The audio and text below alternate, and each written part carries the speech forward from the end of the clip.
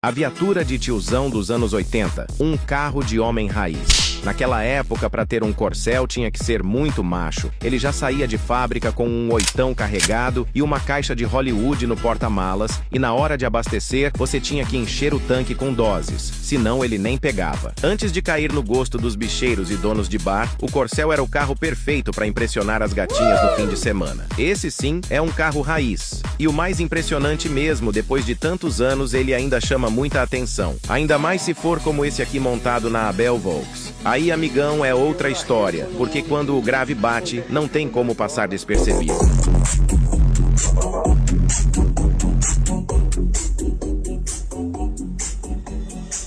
Hoje eu não vou te machucar, tá? Hoje eu não vou te machucar, tá? Um grande amor, pior que tudo isso é te ver.